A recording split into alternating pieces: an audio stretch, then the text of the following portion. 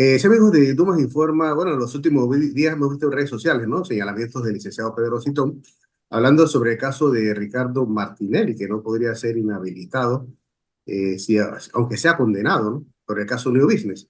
Ahora lo tenemos vía Zoom para que él mismo nos explique sobre estos señalamientos que él ha hecho, ¿no? Así que bienvenido a Dumas Informa y adelante, señor Citón, cuéntenos. Sí, gracias por la entrevista. Bueno, básicamente lo que tenemos que afirmar en este caso es que al señor Ricardo Martinelli, en la condena que tiene en relación al caso de New Business, no existe una inhabilitación para ejercicio de cargos públicos. A él se le han sancionado por dos situaciones, una por un tema pecuniario y otro por tema de años de cárcel, pero no la inhabilitación de sanciones públicas. Tenemos dos precedentes en nuestro caso, el caso de la en nacional, el caso de la alcaldesa Mayín Correa, en donde en el año 99 fue claro y categórico el Tribunal Electoral al afirmar que tenía que ser el pueblo el que debía escoger a sus autoridades más allá de si un candidato tuviese o no una condena. Y luego, posteriormente, verle el tema relativo a si podía ejercer el cargo o no. Ese es el primer caso nacional que tenemos. El segundo caso nacional que tenemos en relación al caso de Ricardo Martinelli es específicamente el caso de Ana Matilde Gómez. Ana Matilde Gómez es inhabilitada, ella sí es inhabilitada por 4 años de cárcel.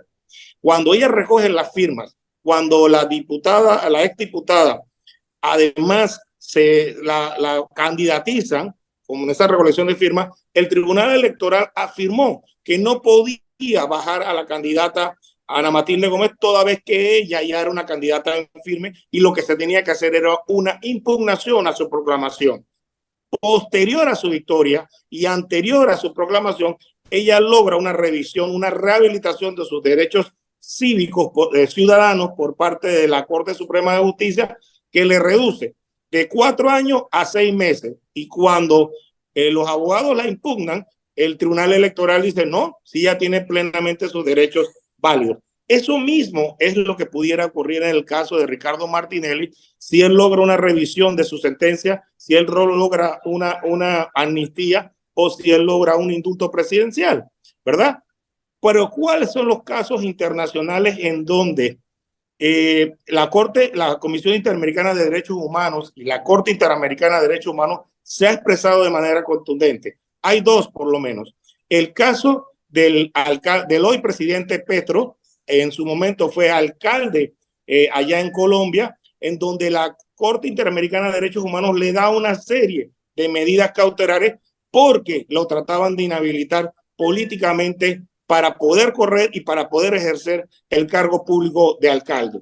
En este es un caso emblemático en donde la Corte dice que, no, que cualquier inhabilitación política conllevaba una erosión de la democracia y del sistema democrático y que era poco transparente para los efectos de perjudicar al candidato, pero también a sus electores que le tenían el derecho a darle el voto en esas elecciones. Que otro tema era el ejercicio del derecho. Y recientemente tenemos también el caso de María Corina Machado en Venezuela, en donde el Tribunal Supremo de Justicia de Venezuela confirma su inhabilitación.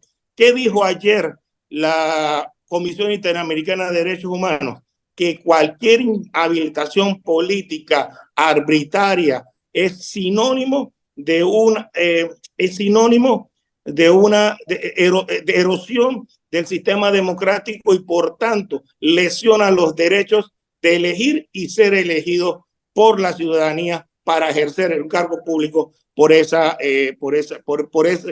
sistema democrático. Como vemos, por un lado, a nivel nacional tenemos los precedentes y por el otro lado, a nivel internacional, también existen precedentes.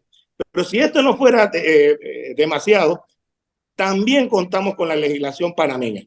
Mire, en panameña, el Código Electoral por ninguna parte da derecho al Tribunal Electoral a, como fue en el caso de Matilde Gómez, a quitarle la posibilidad a un candidato que no sea por muerte o por renuncia, la posibilidad de participar de pleno en unas elecciones.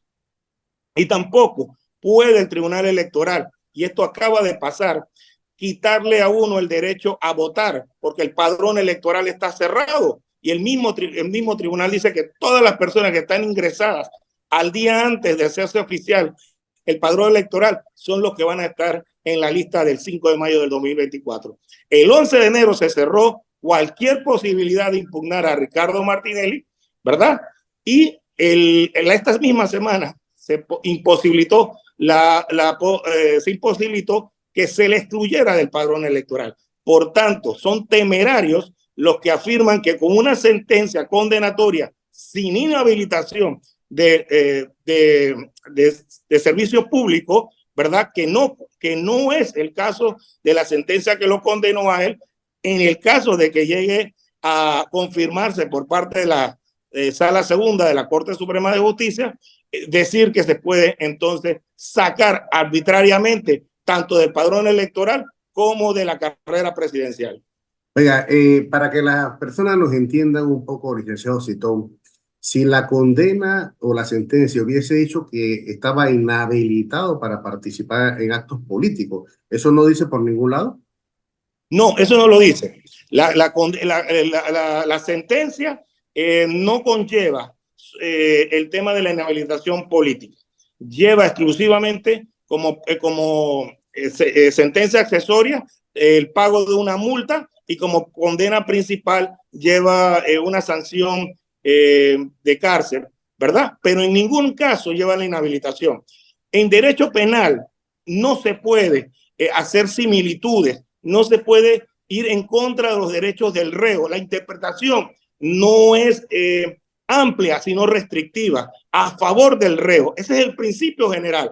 Entonces, usted lo que está escuchando en ciertos medios de comunicación, lo que yo llamo el papagallismo jurídico.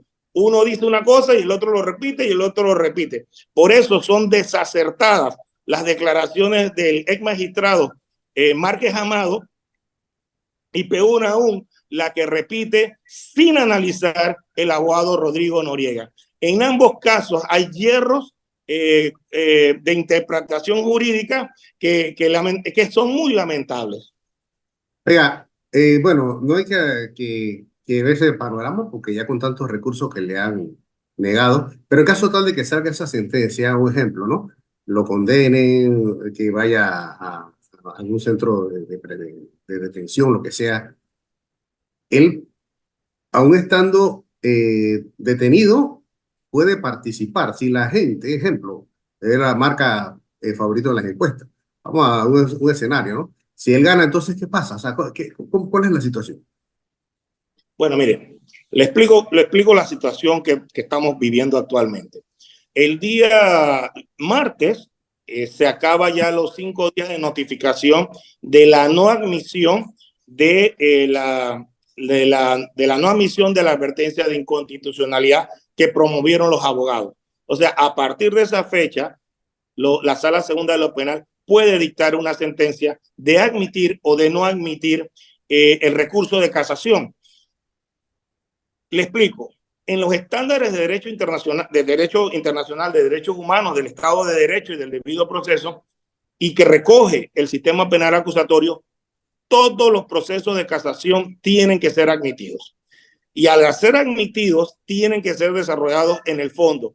Y esa es la posición del magistrado Sedalice en su salvamento de voto en el tema de la advertencia de inconstitucionalidad, que sería una arbitrariedad jurídica no contemplar esa posibilidad de analizar de fondo que dos testigos claves que utilizó la jueza Martínez para condenar a Ricardo Martinelli no siguieron el principio de contrariedad. Esa situación, cuando sea dictada la admisión o no la admisión, dependerá entonces ahí los términos. Pero aún así, caben dos recursos adicionales: el recurso de aclaración de sentencia y el recurso de revisión. Ambos recursos suspenden la cosa juzgada que debe ser dictada por la jueza Valoisa Martínez.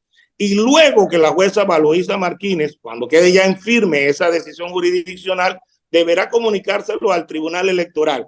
Y si el Tribunal Electoral no muestra ninguna arbitrariedad, no es un tema que ellos puedan decidir de oficio y sin oída aparte. tiene que también seguir un procedimiento en donde Ricardo Martinelli pueda defenderse frente a los estrados del Tribunal Electoral, porque aquí no es a la brava, ni cabe el mandato constitucional que dice que el Tribunal Electoral es el privativo en interpretar la ley electoral. No, él se debe al debido proceso, se debe al Estado de Derecho y también tiene que respetar esa situación a Ricardo Martinelli. O sea que todavía hay mucha agua que pasar por ese puente, mucha tela que tejer, y yo veo que Ricardo Martinelli llegará sin lugar a dudas como candidato el 5 de mayo del 2024. Otra cosa será si puede o no ejercer el cargo, porque eso dependerá de una revisión de la sentencia que lo logró la exdiputada Ana Matilde Gómez. Por lo tanto, él podría ejercer el cargo también en caso de que hubiese esa situación, un indulto o una amnistía por parte de la Asamblea. Era muy interesante todo esto, así que le damos las gracias al licenciado Pedro Citó por darnos su punto de vista, ¿no? Sobre estos temas. Así que muchas gracias, licenciado Citó, muy amable. Gracias a usted.